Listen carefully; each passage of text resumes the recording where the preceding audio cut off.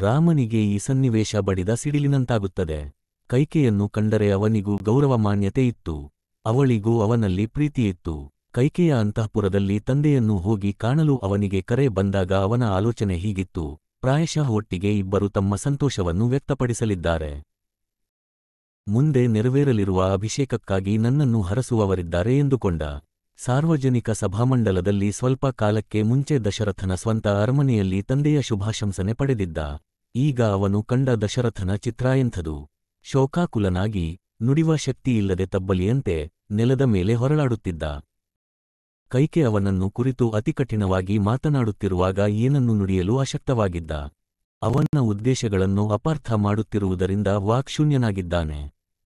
ತನ್ನ ತಂದೆಯ ಪ್ರತಿಜ್ಞಾಪಾಲನೆಗಾಗಿ ಅದನ್ನು ಈಡೇರಿಸಿ ಋಣಭಾರದಿಂದ ಆತನನ್ನು ಬಿಡುಗಡೆ ಮಾಡುತ್ತೇನೆಂದು ವಿಧಾಯವಾಗಿ ನಡೆದುಕೊಳ್ಳುತ್ತೇನೆಂದು ತಾನು ಏನು ಬೇಕಾದರೂ ಮಾಡಲು ಸಿದ್ಧನಾಗಿರುತ್ತೇನೆಂದು ತನ್ನ ಮಲತಾಯಿಗೆ ಹೇಳಲು ಸಿದ್ಧನಾಗಿರುತ್ತಾನೆ. ರಾಮನು ಅಯೋಧ್ಯೆಯಿಂದ ಕಾಡಿಗೆ ಹೋಗುವವರೆಗೂ ತಂದೆಗೆ ನಿದ್ರೆಯಿಲ್ಲ, ಊಟವಿಲ್ಲ, ಸ್ನಾನವಿಲ್ಲ ಎನ್ನುತ್ತಿರುವಾಗ ದಶರಥನ ಕೊರಲು ಕಟ್ಟಿದಂತಾಗಿರುತ್ತದೆ. ತನ್ನ ಬಾಳು ಮತ್ತು ವಂಶದ ಅತಿದೊಡ್ಡ ಶತ್ರು ಕೈಕೆಯೆಂದು ಆಪಾದನೆ ಮಾಡುತ್ತಾನೆ. ಮಕ್ಕಳು ಅಯೋಧ್ಯೆಯನ್ನು ಬಿಟ್ಟು ಹೋದ ಮೇಲೆ ಅವಳ ಕಡೆ ಕಣ್ಣೆತ್ತಿ ನೋಡುವುದಿಲ್ಲ. ನೇರ ಕೌಸಲ್ಯ ಇದ್ದ ಅರಮನೆಗೆ ಹೋಗುತ್ತಾನೆ. ಕಡೆಯ ಉಸಿರು ಎಳೆಯುವ ಮುಂಚೆ ಕೈಕೆ ತನಗೆ ಅಸಹ್ಯಳೆಂದು ಹೇಳುತ್ತಾನೆ.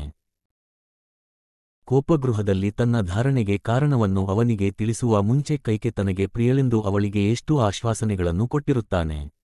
ರಾಜನನ್ನು ಕೇಳಬಾರದ್ದೆನ್ನುವ ಕೇಡುಗಳನ್ನು ಮಾಡಲು ಸಿದ್ಧನಾಗಿದ್ದೇನೆನ್ನುತ್ತಾನೆ. ಏನೇ ಆಗಲಿ ತನಗೆ ಕೊಟ್ಟ ಮಾತನ್ನು ರಾಜನು ನೆರವೇರಿಸಬೇಕೆಂದು ಅವಳು ಒತ್ತಾಯ ಹಾಕುತ್ತಾಳೆ. ರಾಮನ ಯೌವ ರಾಜಾಧಿಪತ್ಯ ನಡೆಯುವುದೆಂದಾದರೆ ಒಂದು ದಿನ ಕೂಡ ಏಕಾಹಮಪಿ ತಾನು ಜೀವದಿಂದ ಇರುವುದಿಲ್ಲವೆಂದು ಹೇಳುತ್ತಾಳೆ. ಅವನು ಒಂದು ಮಾತನ್ನು ಆಡದಿರುವಾಗ ರಾಮನು ಒಳಗೆ ಬಂದವನೇ ತಂದೆ ಏಕೆ ಅಧೋದೃಷ್ಟಿಯಾಗಿ ಅಧೀರನಾಗಿದ್ದಾನೆ. ತನ್ನ ಕಡೆ ನೋಡದಷ್ಟು, ತನ್ನೊಡನೆ ಮಾತನಾಡದಷ್ಟು ಎನ್ನುತ್ತಾ ರಾಜನಿಗೆ ತನ್ನ ಮೇಲೆ ಕೋಪವಿದ್ದರೆ ತನ್ನ ಬದುಕಿಗೆ ಬೆಲೆಯಿಲ್ಲದಾಗುತ್ತದೆ ಎನ್ನುತ್ತಾನೆ. ಎಷ್ಟು ಕಠಿಣಹೃದಯಿ ಯಾಕೆ! ದೃಷ್ಟಂ ಆತ್ಮಹಿತಂ ವಚಃ ಎಂದು ಕವಿ ಹೇಳುವುದನ್ನು ಇಲ್ಲಿ ಕಾಣಬಹುದು. ತಂದೆ ಬಯಸಿದರೆ ತಾನು ಮಾಡಬೇಕಾಗಿ ಬಂದುದನ್ನೆಲ್ಲ ಮಾಡುತ್ತೇನೆಂದು ರಾಮನು ಆಕೆಗೆ ನಂಬಿಕೆ ಕೊಟ್ಟನು. ಕರಿಷ್ಟೆ ಪ್ರತಿಜಾನೆ ಚ ರಾಮೋದ್ವಿರ್ನಾಭಿಭಾಷತೆ ಎಂಬುದು ರಾಮನ ಮಾತು. ಅದು ಅವನ ಶೀಲಲಕ್ಷಣ. ತನ್ನ 2 ನಿರ್ಬಂಧಗಳನ್ನು ಕೈಕೆ ತಿಳಿಸಿ ಅವನ್ನು ನಡೆಸಿಕೊಡಬೇಕೆಂದು ರಾಮನನ್ನು ಕೇಳಿದಾಗ ಆ ಸಮಯಗಳನ್ನು ತಾನು ಒಪ್ಪಿಕೊಳ್ಳುತ್ತೇನೆ, ಅದೇನೋ ಕಷ್ಟಕರವಲ್ಲ ಎನ್ನುತ್ತಾನೆ. ತಂದೆ ಬಯಸಿದ ಯಾವುದನ್ನು ಮಾಡಲು ಸಿದ್ಧನೆ. ಸಮಸ್ತವನ್ನು ಭರತನಿಗೆ ಒಪ್ಪಿಸುತ್ತೇನೆನ್ನುತ್ತಾನೆ. ಅಹಂ ಹಿ ಸೀತಾಂ ರಾಜ್ಯಂ ಚ ಪ್ರಾಣಾನಿಷ್ಟಾನ್ ಧನಾನಿ ಚ ಹೃಷೋಭ್ರಾತ್ರೆ ಸ್ವಯಂ ದದ್ಯಾಂ ಭರತಾಯ ಪ್ರಚೋದಿತ. ತನ್ನನ್ನು, ಸೀತೆಯನ್ನು, ರಾಜ್ಯವನ್ನು, ನನ್ನ ಪ್ರಾಣಗಳನ್ನು, ಧನವನ್ನು, ನನಗೆ ಪ್ರಿಯವಾದ ಎಲ್ಲವನ್ನೂ ಮನಸ್ಸಿನ ಹರ್ಷದಿಂದ ತಮ್ಮನಿಗಾಗಿ ಕೊಡುತ್ತೇನೆ. ಯಾರೂ ಅದಕ್ಕಾಗಿ ಕೇಳಿಕೊಳ್ಳಬೇಕಿಲ್ಲ. ನಿರ್ಬಂಧ ದಶರಥನನ್ನು ನಿರ್ಬಲನನ್ನಾಗಿ ಮಾಡುತ್ತದೆ. ಅವನ ಚೈತನ್ಯ ನಷ್ಟವಾಗಿತ್ತು. ರಾಮನ ಹೆಸರನ್ನು ಅಸ್ಪಷ್ಟವಾಗಿ ನುಡಿಯುತ್ತಾ ಪ್ರಜ್ಞಾಶೂನ್ಯವಾಗುವುದೊಂದೇ ಆಗ ಅವನು ಮಾಡಬಲ್ಲವನಾಗಿದ್ದದ್ದು. ನೋವಿನ, ಸಂಕಟದ, ಆಕ್ಷೇಪಣೆಯ ಒಂದೊಂದು ಮಾತು ಮಾತ್ರ ಅವನ ಬಾಯಿಂದ ಬರುತ್ತಿತ್ತು. ದುಷ್ಟ ಹೆಂಡತಿಯ ಇಷ್ಟಾರ್ಥಗಳಿಗೆ ವಶವಾಗಿ ಅಧರ್ಮಿ ರಾಜನೊಬ್ಬನೆಂಬಂತೆ ಅನ್ಯಾಯ ಮಾಡುತ್ತಿದ್ದ ತನ್ನನ್ನು ನಿಗ್ರಹಿಸಬೇಕೆಂದು ಸಿಂಹಾಸನವನ್ನು ಬಲಾತ್ಕಾರವಾಗಿ ತನ್ನ ಕೈಗೆ ತೆಗೆದುಕೊಳ್ಳಬೇಕೆಂದು ಮಗನನ್ನು ಬೇಡಿಕೊಳ್ಳುತ್ತಾನೆ. ಇನ್ನಾರಾದರೂ ಅದನ್ನು ಮಾಡಿದರೆಯೂ ಅವನಿಗೆ ಸಂತೋಷವೇ. ಆದರೆ ರಾಮನು ಸಮಯಗಳಿಗೆ ಒಪ್ಪಿ ತಂದೆಯ ಸತ್ಯಸಂಧತೆಯನ್ನು ಭೂಮಿಯ ಮೇಲೆ, ಸ್ವರ್ಗದಲ್ಲಿ ಸ್ಥಾಪಿಸುತ್ತೇನೆನ್ನುತ್ತಾನೆ. ದಶರಥನು ಒಂದು ಮಾತನ್ನು ಆಡಲಾಗಲಿಲ್ಲ.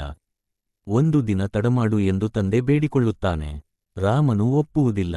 ಇನ್ನೊಂದು ದಿವಸ ತಡಮಾಡಿದರೆ ಎಷ್ಟು ಹಗುರವಾಗಿ ಸೀತೆಯನ್ನು ಕೂಡ ದದ್ಯಾಂ ಎನ್ನುತ್ತಾನೆಂಬುದು ವ್ಯಸನಕರವಾದ. ಮನಸ್ಸಿನಲ್ಲಿ ಇನ್ನಾವ ಬದಲಾವಣೆಗಳಾಗಬಲ್ಲವೋ ಯಾರಿಗೆ ಗೊತ್ತು. ಪಟ್ಟಣಕ್ಕೆ ದುಃಖ. ಲಕ್ಷ್ಮಣ ಸೀತೆ ಇಬ್ಬರು ರಾಮನೊಡನೆ ಕಾಡಿಗೆ ಹೋಗುತ್ತೇವೆಂದಾಗ ಕುದುರೆ, ಆನೆ, ಹಣ, ಒಡವೆ, ವಸ್ತು ತೆಗೆದುಕೊಂಡು ಹೋಗಿ ವನವಾಸ ಕಾಲದಲ್ಲಿ ಸುಖವಾಗಿರಿ ಎಂದು ರಾಜನು ಹೇಳಿದ. ದಶರಥನೂ ಕೌಸಲೆಯೂ ರಥದ ಹಿಂದೆ ಓಡುವಾಗ ರಾಮನು ಹಿಂದಿರುಗಿ ನೋಡಲೊಪ್ಪಲಿಲ್ಲ. ರಥವನ್ನು ನಿಧಾನವಾಗಿ ನಡೆಸಿಕೊಂಡು ಹೋಗೆಂದು ದಶರಥನು ಸುಮಂತ್ರನನ್ನು ಕೇಳಿದಾಗ ಈ ದುಃಖವನ್ನು ಕಡಿಮೆ ಮಾಡಲು ಇನ್ನಷ್ಟು ವೇಗವಾಗಿ ಹೋಗೆಂದು ರಾಮನು ಅವನಿಗೆ ಅಪ್ಪಣೆ ಮಾಡುತ್ತಾನೆ. ಕೌಸಲ್ಯೆಯ ಅರಮನೆಯೊಳಕ್ಕೆ ದಶರಥನು ಹೋಗಿದ್ದಾಗ ರಾಮನು ಗಂಗೆಯನ್ನು ದಾಟಿ ಹೋದನೆಂದು ಅವನಿಗೆ ಸುದ್ದಿ ಬರುತ್ತದೆ. ಸುಮಂತ್ರನು ಬಂದು ಸುದ್ದಿ ಕೊಟ್ಟು ರಾಮನು ತನ್ನನ್ನು ಹಿಂದಕ್ಕೆ ಕಳಿಸಿದನೆಂದು ಹೇಳಿದನು. ದಶರಥನು ಯಾವ ಮಾತನ್ನೂ ಆಡಲಿಲ್ಲ. ಕೌಸಲೈಗೆ ಒಳಗೆ ತನ್ನ ಉಮ್ಮಳವಿದ್ದದ್ದರಿಂದ ಗಂಡನಿಗೆ ಹೇಳಿದಳು, ಇಲ್ಲಿ ಕೈಕೆಯಿಲ್ಲ, ಯಾವ ಭಯವೂ ಇಲ್ಲದೆ ಸುಮಂತ್ರನೊಡನೆ ಮಾತನಾಡಬಹುದು ಎಂದು. ತನ್ನ ಕಣ್ಣುಗಳಿಗೆ ನೋಟ್ಹೋಗಿದೆ. ಚಕ್ಷುರ್ಭ್ಯಾಂ ತ್ವಾಂನ ಪಶ್ಯಾಮಿ ನಕ್ಷತ್ರ ಚಿಹ್ನೆ ಎನ್ನುತ್ತಾನೆ. ದಶರಥ ರಾಮನಲ್ಲಿ ತನಗಿರುವ ಪ್ರೀತಿಯೂ ಆ ಬಗ್ಗೆ ತನಗಿರುವ ಎದೆ ಬೇನೆಯೂ ಕೌಸಲ್ಯಯದಕ್ಕಿಂತ ಕಡಿಮೆಯಲ್ಲವೆಂದು ಸ್ಪಷ್ಟಪಡಿಸುತ್ತಾನೆ. ಪ್ರಸಾದಯೇ ತ್ವಾಂ ಕೌಸಲ್ಯ ರಚಿತೋಸಿಂ ಮಯಾಂಜಲಿ ವತ್ಸಲಾ ಚಾಸ್ಪೃಶಂಸಾ ಚ ತ್ವಂ ಹಿ ನಿತ್ಯಂ ಪರೇಶ್ವಪಿ ನಾರ್ಹಸೆ ವಿಪ್ರಿಯಂ ವಕ್ತುಂ ದುಃಖಿತಾಪಿ ಸುದುಃಖಿತಾಂ. ನನಗೆ ಅನುಗ್ರಹ ಮಾಡು ಕೌಸಲ್ವೇ, ಅಂಜಲಿಬದ್ಧನಾಗಿ ನಿನ್ನನ್ನು ಬೇಡಿಕೊಳ್ಳುತ್ತಿದ್ದೇನೆ. ನೀನು ಇತರರನ್ನು ಕುರಿತು ಎಂದಿಗೂ ವಾತ್ಸಲ್ಯವುಳ್ಳವಳು, ಕರುಣಾಶಾಲಿ. ಎಷ್ಟೇ ದುಃಖ ನಿನ್ನನ್ನು ಪೀಡಿಸುತ್ತಿರಲಿ, ಅಷ್ಟೇ ದುಃಖದಲ್ಲಿ ಇರುವ ನನ್ನ ವಿಷಯದಲ್ಲಿ ವಿಪ್ರಿಯಳಾಗಿ ಮಾತನಾಡುವುದು ತಕ್ಕುದಲ್ಲ. ಪ್ರಸಾದಯೇ ತ್ವಾಂ ಕೌಸಲ್ವೇ ಎಂದು ಅವನು ಕೇಳಿಕೊಂಡಾಗ ಕೌಸಲ್ಯಗೆ ಬಿದ್ದ ಪೆಟ್ಟು ಬಲವಾದ್ದು. ಆಕೆಯ ಸ್ಥಿತಿ ಕರುಣಾಜನಕವಾಯಿತು. ಕೌಸಲ್ಯಾ ವ್ಯಸೃಜತ್ ಬಾಷ್ಪಂ ಪ್ರಣಾಲಿವ ನವೋದಕಂ ಸಾ ಮೂರ್ಧಿ ಬದ್ಧ್ವಾರುದತಿ ರಾಜ್ಞಃ ಪದ್ಮಮಿವಾಂಜಲಿಂ ಸಂಭ್ರಮಾತಬ್ರವೀತ್ ಪ್ರಸ್ಥಾತ್ವರಮಾಣಾಕ್ಷರಂ ವಚ ಇತ್ಯಾದಿ. ಮಾಳಿಗೆಯ ಮೇಲಿನ ನಾಳಿಕೆಯಲ್ಲಿ ಹೊಸತಾಗಿ ಮಳೆನೀರು ಧಾರಾಳವಾಗಿ ಹರಿವಂತೆ ಕೌಸಲ್ಯೆಯ ಕಣ್ಣೀರು ಹರಿಯಿತು. ದಶರಥನ 2 ಕೈಗಳನ್ನು ಪದ್ಮದ ಹಾಗಿರುವ ತನ್ನ ಬೊಗಸೆಗೈಗಳಿಂದ ಎತ್ತಿ ತನ್ನ ತಲೆಯ ಮೇಲಿಟ್ಟುಕೊಂಡಳು. ತುಂಬಾ ಸಂಭ್ರಮದಿಂದ ಮಾತುಗಳನ್ನಾಡಿದಳು. ಇಂತಹ ಸಂದರ್ಭದಲ್ಲಿನ ಭಾವಪ್ರಕಾಶನೆಗೂ ನಡವಳಿಕೆಗೂ ಇದೊಂದು ಮುಡಿನುಡಿ ಕ್ರಿಯೆ ಆಗುತ್ತದೆ. ಇನ್ನು ಹೆಚ್ಚು ಕಾಲ ಭೂಮಿಯ ಮೇಲೆ ದಶರಥನು ಇರುವ ಅವಕಾಶವಿಲ್ಲ. ಸ್ಮೃತಿ ಹೋಗುತ್ತಿತ್ತು, ಕಣ್ಣು ಕಾಣಿಸುತ್ತಿರಲಿಲ್ಲ. ಯಾವುದನ್ನೂ ಮುಟ್ಟಿ ಗುರುತಿಸಬೇಕಿತ್ತು. ಯಮನ ಅಪ್ಪಣೆಯನ್ನು ಹೊತ್ತು ಬಂದ ಸೇವಕರು ಅವನನ್ನು ಒತ್ತುತ್ತಿರುವಂತೆ ಕಂಡಿತು.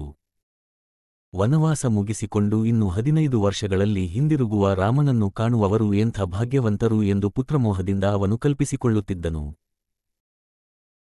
ನ ತೇ ಮನುಷ್ಯ ದೇವಾಸ್ತೇಯೇ ಚಾರು ಶುಭ ಕುಂಡಲಂ ಮುಖಂ ದಕ್ಷ್ಯಂತಿ ರಾಮಸ್ಯ ವರ್ಷೆ ಪಂಚದಶೆ. ಪುನಃ ಕುಂಡಲಧಾರಿಯಾದ ರಾಮನ ಮನೋಹರವಾದ ಮುಖವನ್ನು ಪುನಃ 15 ವರ್ಷಗಳಲ್ಲಿ ಕಾಣುವವರು ಮನುಷ್ಯರಲ್ಲ, ದೇವತೆಗಳು. ಧನ್ಯರು.